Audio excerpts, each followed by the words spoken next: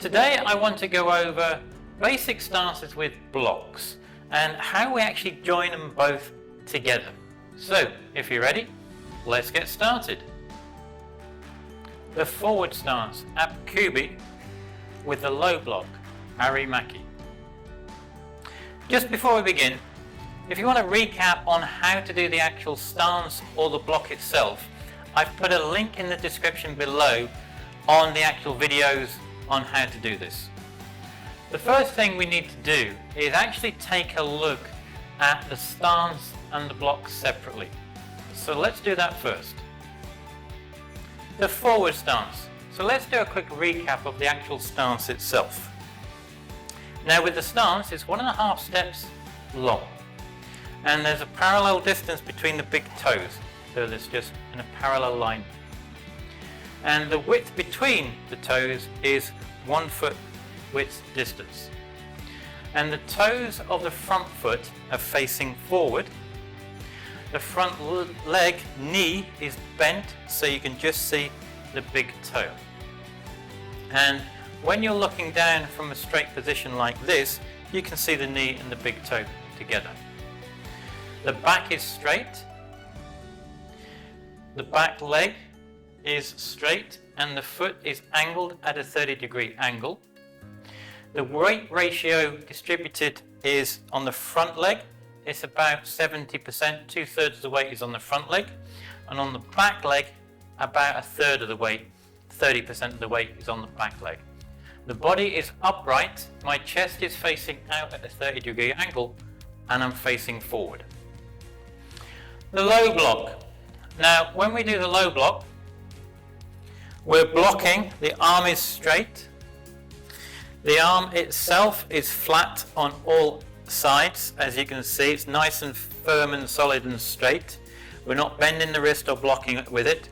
We are blocking from the wrist down 2 inches, that's the area roughly that we're using to block with. Like so. And when we're doing a low block, we're blocking below the actual belt itself, as you can see. We now have the stance and we also now know the actual block itself. So what we now need to do, we actually now need to join them together. The best way to do this is when we're first learning to join the moves together in a continuous movement. It's always best to learn it to start with as a one-step move first. And then once you've learned it as a one-step move, you can then progress and go on to the continuous movement after that. So what is a one-step move? Well, to begin with, you start in the actual chumbi position. And you always start with the left leg first. And you then step with the left leg into that stance and block that you're actually doing. So if we're doing the forward stance, I step into the forward stance, and if I was doing a middle block, I'd do the middle block.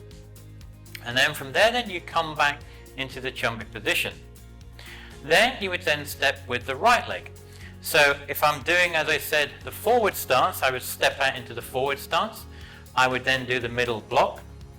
And then from there, then I would step back to the chumbi position. And then I would go to the left side again. And back. And then the right side again and back. And all you're doing is continually doing the left side, right side, right side, with whatever the stance and block that you're practicing at that time. And then once you're comfortable with that actual technique, then you would then progress to the actual continuous movement of the technique. And all you're doing then is, again, you're starting in the chumbi position, and you're just then walking up the actual room itself. So we're blocking, and in the stance, and this time maybe it's a low block. But then you're coming forwards, and you're just continually moving forwards with the actual block itself. And all you then do is you walk up and down the room to get used to the actual technique itself. So let's start by learning the stance and the block together. The one step with the forward stance and the low block. To start with, we start in the actual chumbi position. When we start and step out first with the left leg, and we step with the actual stance and the block together. From there then you pause for a moment and you check the actual stance is correct, and then check the actual block is correct as well, and then you step back into the chumbi position. This time then we're going to do the actual right side. So we're stepping like before with the actual stance and the block at the same time. Again, you pause for a second, check the stance, check the block that you're doing it correctly, and then you step back into the chumbi position. And then we do the left side. And then back again. And then you do the right side. And back again. And you continually just do the left and the right side to get used to the actual technique of doing the actual stance and the block together, and the actual movements become much more comfortable doing them together.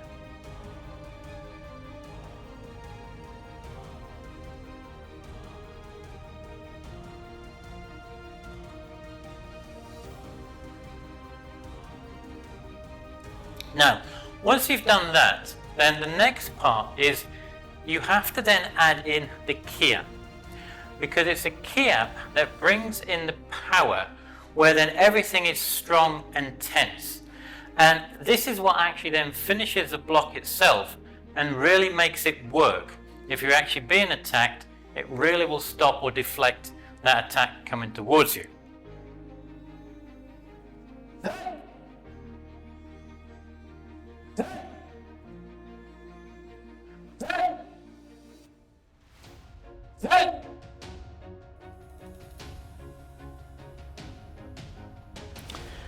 Now, that is then the forward stance with the low block as a one step. Now, we need to go and do now the continuous technique. And this is where then we then start in the chumbi position. We're going to start with the left leg first, and we're going to step forward with the stance and the block. Now, once you've done the actual stance and the block, pause for a second, check it, make sure that the technique is correct, that your stance is correct and the block is correct. And then from there then, we then move forward again. And again, you then check, you pause for a second, you check to make sure the stance and the block is correct, and then you move forward again. And again, pause for that second and check. And then all you're doing is then continually moving forward until the end of the room, turn around and go the other way. And you just keep walking backwards and forwards. And this is to allow you to get used to the actual movement of the stance and the block moving together. Now, the other thing always to remember is when you're doing this, is you must always add in that Ki Hap at the same time.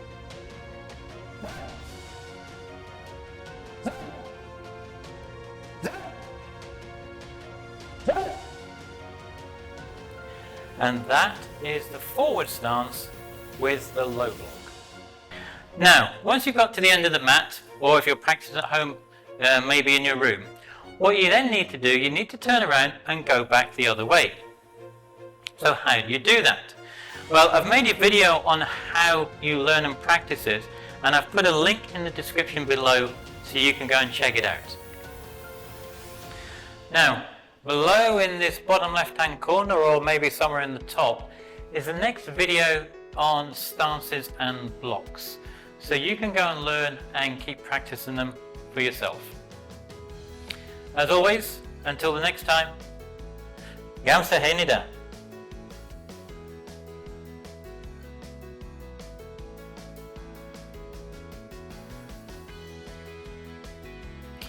What are the stances and blocks used for? With the stances, it is to do with the actual distance from you and your attacker. So the stance you use depends upon this distance. With the walking stance, it is for more closer, short distances to the attacker.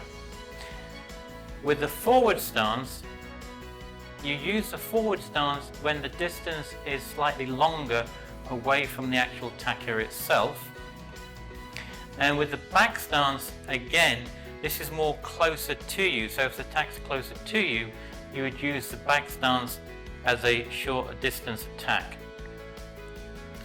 And with the horse stance, this can be used whether that distance is slightly longer or shorter to the attacker, and it is also used when the attack is coming from the side, not to the front, to the actual side itself, because the horse stance is very strong on the side, not as much to the actual front or the back. Now with the blocks themselves, the block you're going to use will depend upon the actual attack and how it's coming towards you. For example, the low block is for anything from the waist downwards. So if anything is coming towards you from the waist downwards, you would use the low block. With the middle block is used from the waist up to the shoulder. So if there's an attack coming within this area here, you would then utilize the actual middle block. And then finally, with the actual high block, if you have any attack or if something is coming down on you from the shoulder up to the head, this area here, this is the area you'd utilize and use the high block for. So the stance and the block you use will depend upon the actual situation that you find yourself in, and depends on what's actually happening at that exact moment. And it's then for you to decide which stance and block to use accordingly to help stop or deflect that attack or that object coming towards you.